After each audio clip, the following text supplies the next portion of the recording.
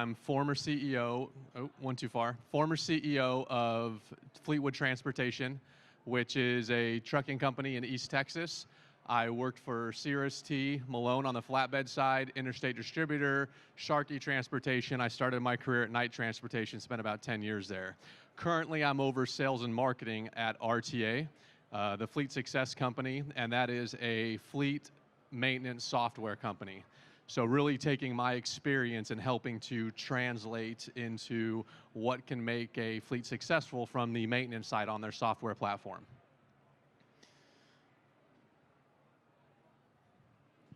Basically today I'm going to talk a little bit about just what we call the 4 pillars of fleet success.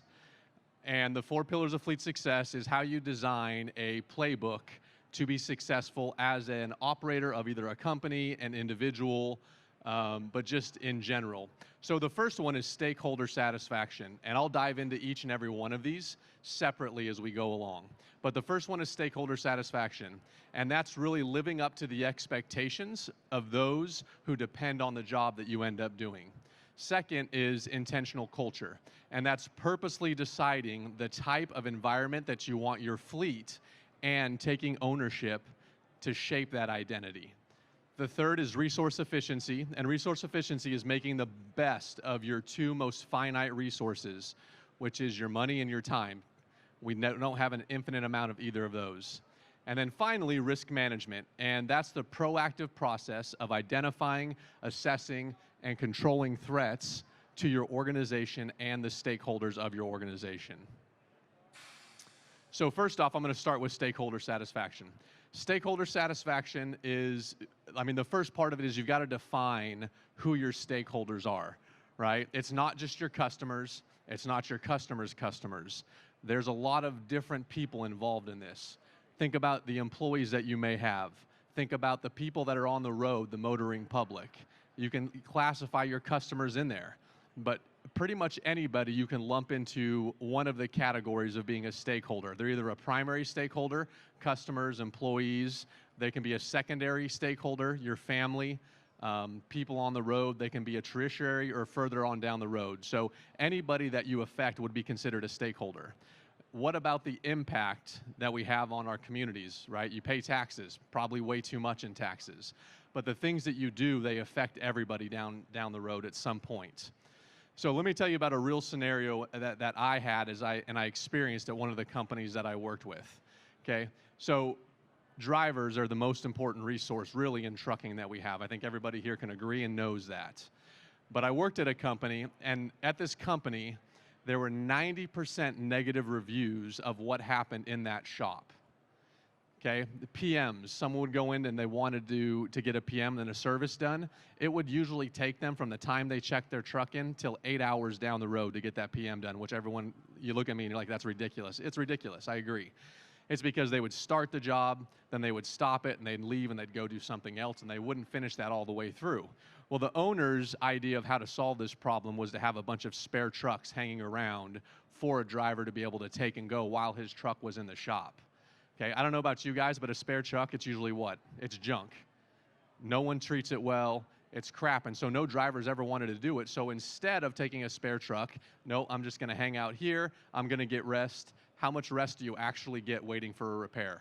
None, right? You're sitting there, you're on your phone, maybe doing some paperwork, streaming Netflix or whatever. You don't get rest.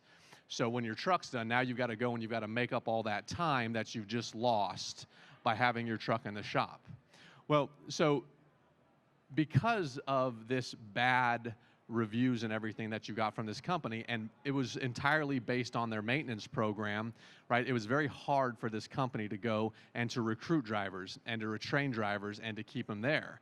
They needed to get on the road and get their job done, but we, and I say we as a company, we prevented them from doing this by running a second-class type maintenance program. So we didn't identify and recognize who the stakeholders were, right? We initially thought, hey, it's just the drivers, right? And we're doing a service by providing them spares that they can go and do. They can go and get into while the truck is in the shop. What we didn't think about is lost time, lost money, I mean, most guys, when you're on the road, you need to hit a certain number of miles or revenue each week to make it. If you don't, you stay out longer to be able to make up that, right? We didn't consider the family, right? What are you missing out on with your kids, with your spouse, with those around you? So it's one of those things, when you talk about stakeholder satisfaction, you've got to look around and see what else you're affecting besides just a certain individual or a piece of equipment. We didn't fix it. We put a Band-Aid on it. Spares. Here's the Band-Aid, problem solved. It doesn't work that well. This is a very, very subpar way of taking care of the people that we're dependent on for making money. And if I'm going through these too fast, guys, this will be available afterwards so you can see. I've just got a limited amount of time and a lot to cover. So I apologize if I'm not allowing you to read that whole thing. Drivers unable to hit productivity goals. So if you work for a company, you know you've got the goals that you have to hit. You need to hit X number of miles every single week. And then when you don't hit those miles, what happens? Dispatch comes to you and said, why didn't you hit your miles? Well, I was in the shop all week. Well, why don't you work on Saturday to make up for it? Why don't you work on Sunday to make up for it, right? It's never about the people in the office that need to make up for it. It's usually about the drivers who need to make up for it, right? So we've got to consider that because the drivers have lives. They've got things that they've got to do. So us, right, in our mind, we're like, well, it's okay. They can make up for it. But it's not right. That's not treating the people you depend on, your stakeholders, the way that they're supposed to be treated. So how do you identify your stakeholders, right?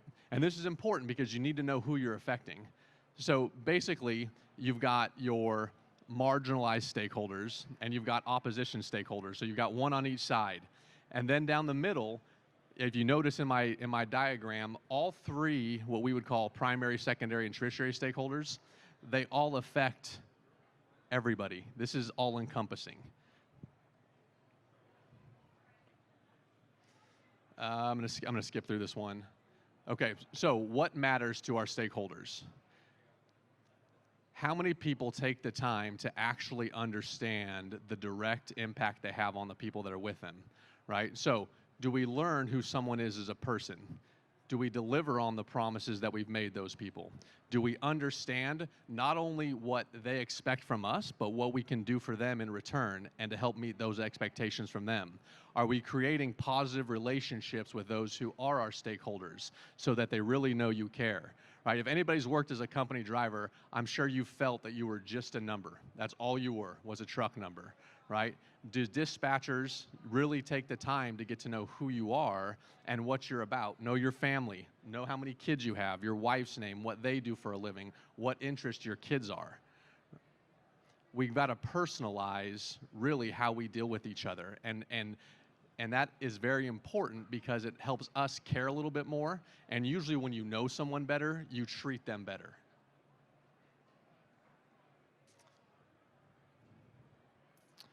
I'm going to move on to the next one. And the next one is called intentional culture. Okay. This is kind of a funny one because most companies have a culture. If you go into a building, you'll notice there's like a mission statement or a purpose or there's core values written on the wall. But how often do people actually live up to those core values, that mission statement, and that purpose? Most often, it's not done. So we like to classify culture as two different things. You have intentional culture, and you have accidental culture, okay? Accidental culture is the, hey, we've got shit written on the wall, but we don't follow it. Intentional culture is when you live, you breathe, you preach, and you live to what those core values and what those mission statements are. Okay, are we writing the values on our hearts? Are we making decisions with those values in mind? If my core value is integrity, and right off the bat I'm lying to you, guess what? I'm not living up to it, and we've just lost everything that we've had as a pair, right? Because you know that you can't trust what I'm saying. Do your employee behaviors align with your values? Are we measuring the things to make sure that they're in alignment with the core values? Do we celebrate wins that are based on our values? The ability to articulate our values. At our company, everybody's expected to understand what our core values are. Our core values are humble, hungry, and smart. And everybody at our company knows what those mean and know how to live up to those core values.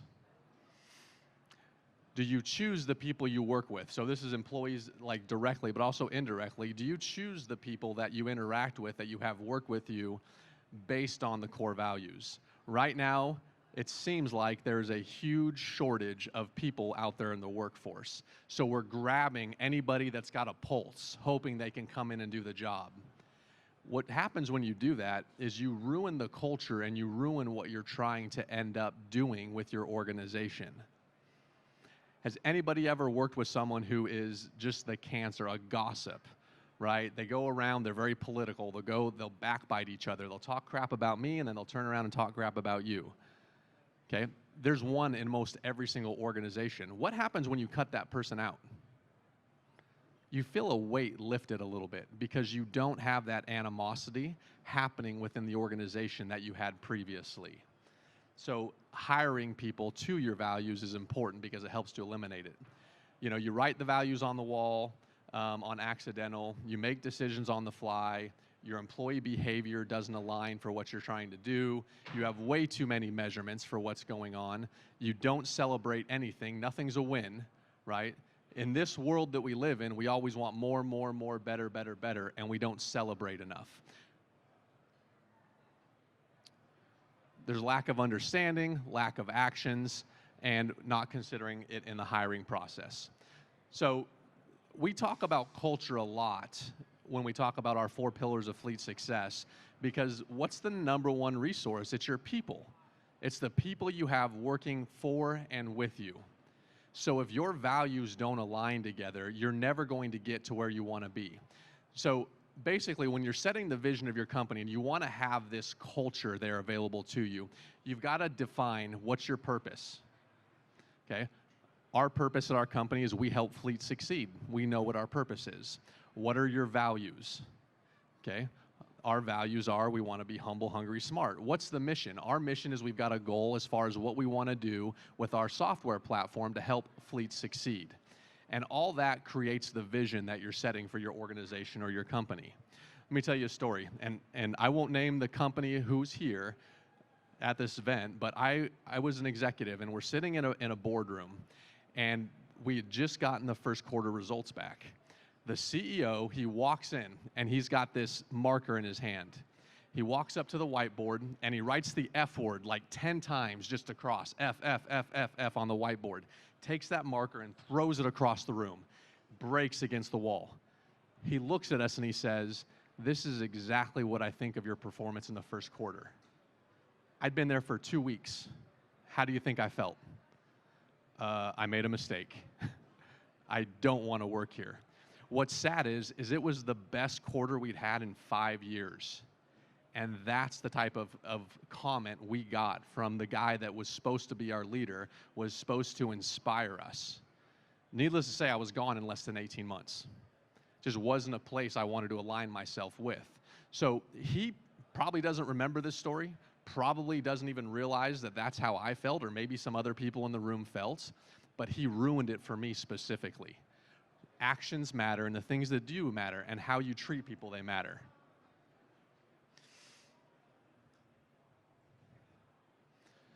So your purpose always starts with a why, right? Why? Most likely it's to make money. That's why we work, is to make money, right? Some people have other motives behind it, but in general it's because we want to make money. Why does the organization exist? Why should people get out of bed and be excited to come to work? Everyone's have jobs that they are not excited to go to. We want people to be excited to come to an organization. What you do will change all the time. Why you do it rarely will. Dream big, focus on success. Gotta have goals. Always project where you want to be at least 5 years in the future, sometimes further. So right now our company is a $7 million company a year. It's not very big. And by the end of 2023, we want to be at 12 million. 10 years from now, we want to be at 50 million, right? So that's our what we call a BHAG, a big, hairy, audacious goal. It's by Jim Collins. So set your goals, know where you want to go, and then you've got to set your sights out to what that's going to be for to be able to achieve it. Use clear and concise language, and make sure you're passionate about it. If you're not passionate about it, guess what? No one else around you is going to be passionate about it either. There are those people out there that you meet and that you know, that you're just excited to be around just because of the energy that they bring? Do we bring that energy in our organizations? It's infectious. Make it inspiring. Make people want to be around you and what you're trying to create. And then align it with your business values and your business goals. You've got to over-communicate. The number one dysfunction of most every single business is the lack of communication.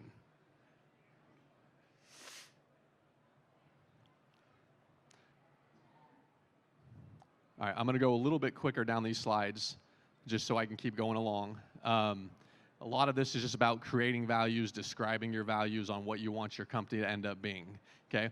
One important thing is when you are describing your values, make it short. Don't make it long. If you have some long paragraph that's got 25 words in there, no one's going to want to understand it or know what it is. 3 to 6 words max. Make it easy to understand. Because people are the primary source of your success, you have to focus on building the team. Do not take subpar people with you for your journey, because you will have subpar results. This takes a hell of a lot longer to accomplish. The interview process takes longer, the vetting takes longer, but guess what? The results that you achieve are so much better if you take the time and you really focus on what you want in people. Are they exhibiting your company's values already?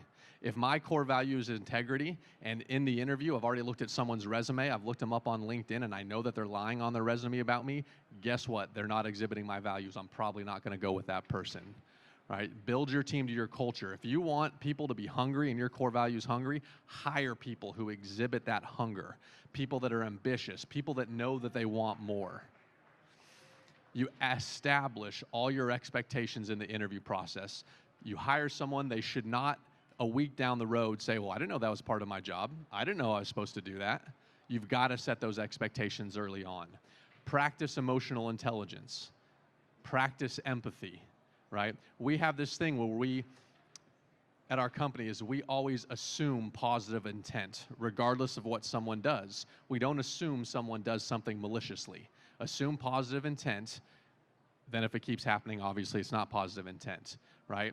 Also build people and hire people that fill your blind spots. I'm not a very good financial person, so I've always hired people that have that financial acumen to fill up my blind spot of being a little bit math defunct. Find those who believe in your values and your vision, right? There's companies out there who don't have any problem at all hiring. It's because people want to come and work for them. You want to be that type of a place. Know when to hold them, know when to fold them. You know when you got to get rid of somebody. It's called the kind truth, and it's a very popular statement in business. And basically what the kind truth is that if someone's not performing or if someone needs to do something differently, you don't ignore it. Like, there's people out there that get fired and they had no idea it was coming. You've got to tell them what they're doing wrong. You've got to tell them what they need to improve. You're doing yourself a favor and you're doing them a favor. It should never be a surprise when someone has to be terminated.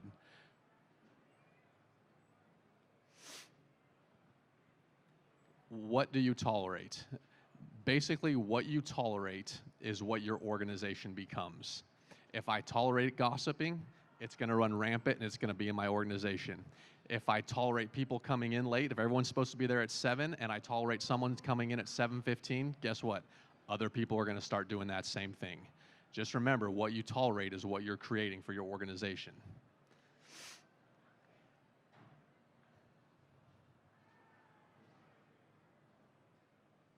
Sorry, guys, this keeps freezing on me with my notes. And then make sure you're living the vision, right? Your whole company should be living what you set your vision as. I'm going to jump forward, and I'm going to go to resource efficiency. So resource efficiency, you've got two of those resources. I talked about them, time and money, and they're both finite. Like, if you've got an unlimited number of money, congratulations, let's talk afterwards because I got some investment ideas, right? But the one thing that you're never going to get back is time, and we hear that, right? Well, you spend time with your kids because they're going to grow up and you're never going to be able to do that again. You know, if you spend time doing things that you don't enjoy or you don't like, that's never coming back. Don't live a miserable life and waste your time. A lot of this right here that I've got on resource efficiency is catered to maintenance. But I'm going to talk a little bit about just on the operational side, resource efficiency.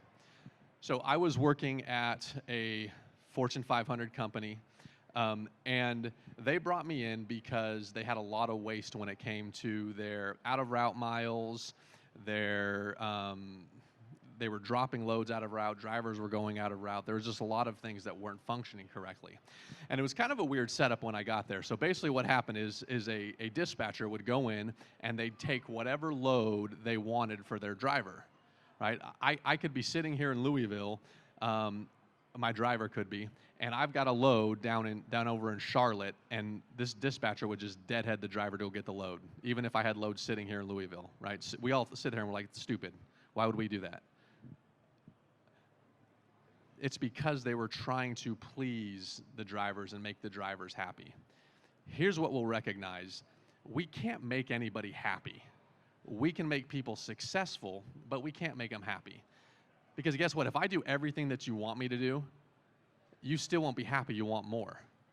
But if I provide a way and show you a way to be successful, and then your wife's happy, your kid's happy, your husband's happy because you're supporting them and you're making good income, that's going to make you happy because you're successful. So what we ended up doing is we ended up redoing the whole structure on this. And we stopped the deadhead. We stopped the out of route. The most ludicrous thing I saw the whole time is we had a load that went from Los Angeles all the way to Miami. And the driver lived in Chicago. So the dispatcher just routed him Chicago, dropped it so the driver could go home. And someone else had to pick that up and take it down to Miami. Now, I mean, doesn't seem out of route, right? Look at a map. Makes sense.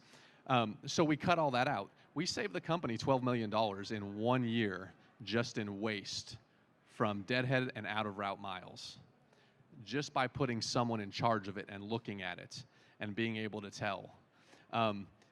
When I took over the trucking company in Texas, we were running on an average, our trucks were 16 years old. Our trailers were 27 years old. Okay, we did not have regular maintenance scheduled for our PMs on our trucks. No one was held accountable whatsoever. We had trucks that were 15,000 miles over on their B services, right? I mean, you can imagine the headaches that we would have. And what was hard, because it wasn't part of the culture and what we taught, what was hard was getting drivers, especially the newer drivers out of school, to recognize when you don't take care of your equipment and you don't service it, you have problems down the road, and that eventually wastes more times. Everybody knows when you break down on the road, it's a huge pain in the ass. You wait for tow, it's more expensive. I mean, there's a lot of things that can go wrong, right? And some of those things can be taken care of with preventative maintenance. Go and do your A service. Go and do your B service. Let's try and catch some of those things that can go wrong over the road. But we just didn't do that at the time when I got there. It's like the driver's got to work. They're upset. They don't want to take that 4 hours out of their day to come in and do a service, so they're just going to keep going. Well, lo and behold, 3 weeks later, that driver breaks down. Doesn't understand why. How about pre-trips? How often are we doing our pre-trips? Like it's kind of a joke when you go to certain companies because you talk about how drivers never do pre-trips. And then, later on in that day, they've got a blown tire. And you ask them, did you do your pre-trip? Well, of course I did my pre-trip. You go look at the tire and there's steel cord showing. Obviously, you did not do your pre-trip. There's things we can do that's going to save money, that's going to save time. It's just, are we really doing those things? Because we feel it's a time waster up front.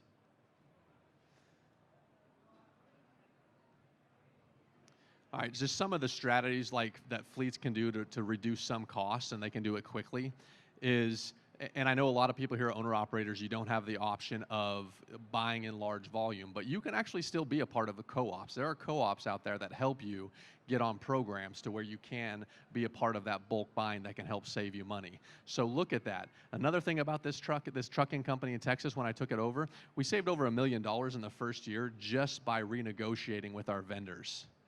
We hadn't negotiated vendor pricing in 20 years.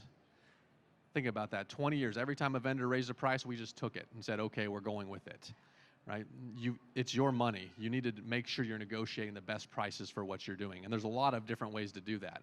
Optimize replacement cycles, whether it's parts that need to be replaced, whether it's just your truck as a whole, whether it's your trailer, right? There's a lot of things that go when they wear out. Are we doing a replacement cycle to make sure that we're being as efficient as possible with that? Most trucking companies, the large ones at least, they run those for about 3 years, because what happens after 3 years? The warranty runs out. So they get rid of it because they know it's no longer warranted, and they know that they're going to get rid of some of those large headaches when it comes to costlier repairs. That's not optimal for everybody, but what is optimal is the small repairs or the replacements down the road to make sure that you're eliminating some of those bigger headaches when that can go wrong. Utilizing assets, right-sizing fleets, not having the spares, as I talked about earlier with that company that I worked at. Increasing your visibility, your cost accountability. Like, it's amazing to me how much people don't analyze their P&L statements, analyze their finances, and then off of those finances go and make decisions to help them reduce their cost or to be more effective. Set your strategic plans, set your strategic goals, make sure you have objectives and KPIs, and then hold yourself accountable to those objectives and those KPIs. If you say, I need to make $6,000 a week, right, you need to hold yourself accountable to that $6,000 a week. If you're not making it and setting that goal, well, hell, let's do some retrospection, and let's look and see what we can do to actually make that goal, right? Maybe you took a long haul across the road load that went 2,000 miles, and it took you all week, but it doesn't give you your goal of your revenue. But you could have done a lot of shorter haul loads, averaging 300 miles, done 5 of those in the week, and reached that revenue goal. It just would have taken a little bit more work on your part with the dropping and hooking or the loading, unloading, but you still would have reached that goal, right? What's more important? Reaching the goal that you have set, or how easy it is to get through your week?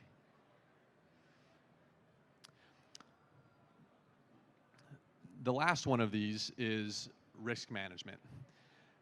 Risk management, I think everybody's aware that you need to be safe on the road, right? If you own a company and you have an accident, it can take the whole thing down. I actually know about this from firsthand experience. That company I told you about, Fleetwood Transportation is now defunct. It's no longer in business. Back in 2018, we had a driver, and it was about a $75 million company. We had 300 drivers. We mainly hauled wood chips from lumber mills to paper mills. That was our primary function. But we had a driver in 2018, in the summer of 2018. He was cresting a hill at sunset. And as he's cresting this hill, there's a car on this highway stopped with its hazards on right in the middle of the highway. He's going 10 miles over the speed limit. I think we all know what happens here. He rear ends, shoves that car into a tree, killed the woman inside, permanently disabled the son, who was 17 years old, senior in high school, right? Gave him permanent brain damage. And there was another gentleman in there, and he had minor injuries. He pretty much walked away. But we killed one person, and then we permanently injured someone. So as someone who runs a company, and to get a phone call at 7 o'clock in the evening and hearing that, devastating to me, right? Devastating at the loss of life, devastating for what it could mean for our company. So what ended up happening? Well, this gentleman had a random drug test 2 weeks before. When the police officers went ahead and took him in and did blood alcohol, right? He actually was on cocaine. He hadn't slept for 30 hours. So he decided he needed to pick me up.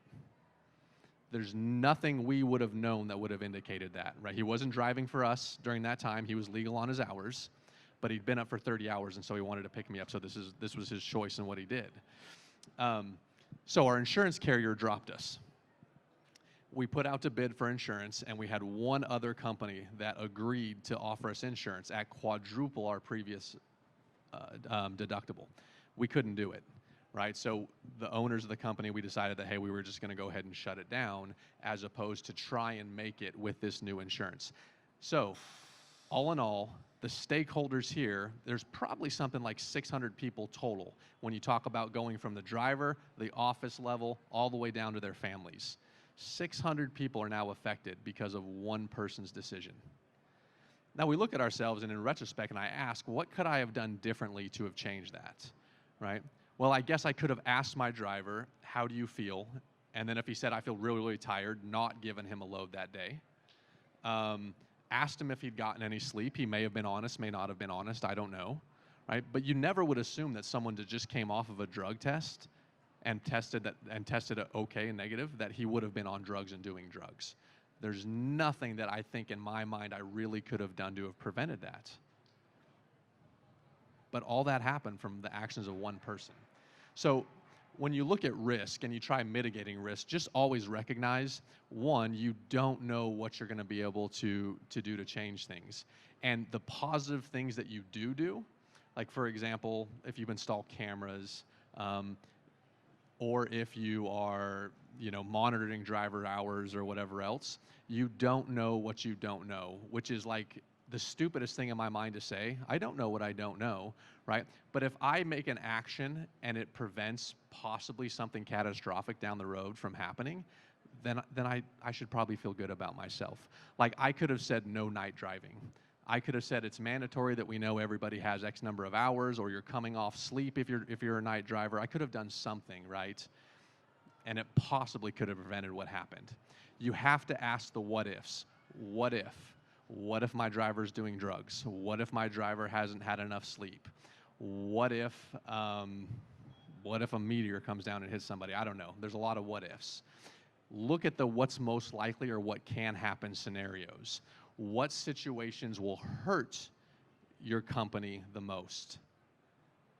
And then look at the importance of preventative actions. Interstate Distributor Company, no longer in business, but when the investment firm Salchuk bought Interstate Distributor Company, the number one cost of that company was rear end accidents. So they spent $20 million, this was probably back in 2013, on rear end accidents, whether it was fixing, litigating, whatever. $20 million was the total cost. So they went out and they bought the Bendix collision avoidance systems for all their trucks. Huge investment, right? That was like an $8 million investment to get all those systems bought and installed. The following year after they were installed, less than $1 million in liability on rear end collisions, right? So the company could have looked at it and said, well, it's too expensive, right? But they were doing the what if scenarios in their mind. They're like, well, what if we don't do this? Is that 20 million going to go to 30? Is that next rear end accident going to actually cause a fatality? Like, you've got to look at those, and if you're able to, then do things that can help prevent. So how do you mitigate risk? You mitigate risk by your insurance. You mitigate risk by driver training. How often do we really think that we do continuous training for our employees, especially drivers? I know Schneider goes and they do winter training every time the winter comes for all their drivers. That's the only company I know that does that. There may be others, I just haven't heard about it, right?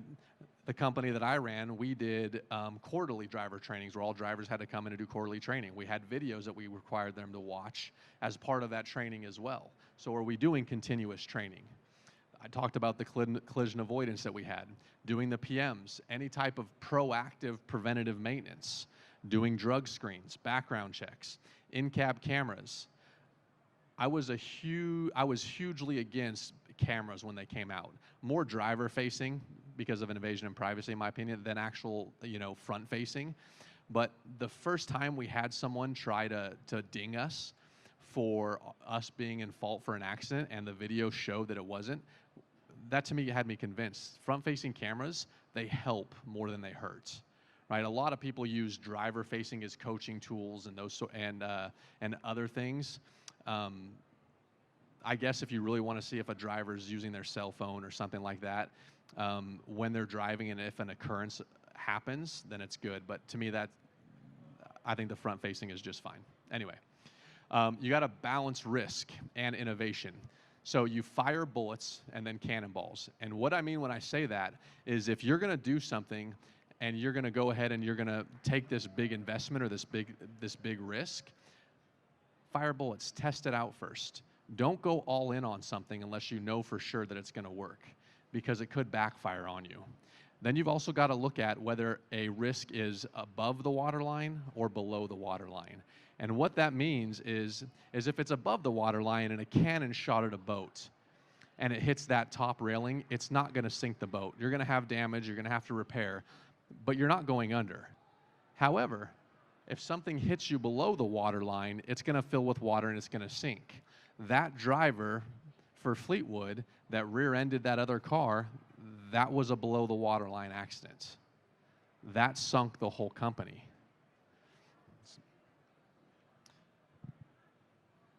Okay. I left a little time. I didn't know if there would be questions or not on this.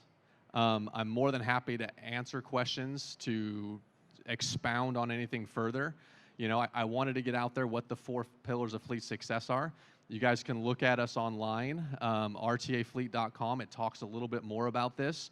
We've actually got a summit coming up, a conference that talks about these things with 12 different speakers and industry experts in Phoenix coming in April. We also have a podcast where we talk about these things. We don't pitch our show, our product on this. We talk nothing but how to be successful as a fleet. A lot of it goes to culture, right? Because I think that's a very, very overlooked thing when it comes to the industry that we're in transportation. No one talks about culture. No one really talks about taking care of your people or how to create a positive environment for people to work in. So we do spend a lot of time on that. So feel free to listen to that. It's called the Fleet Success Show. Anybody have any questions or any comments or anything? No? All right. Well, I don't know if that means I did a good job or a bad job. So we're back in the back corner. If anybody wants to come talk to me, booth 18017, I'd love to talk to you about anything, kind of expand on my stories or these 4 pillars of fleet success. So thank you for sitting through it, guys. I appreciate it, and I hope you have a great rest of your show.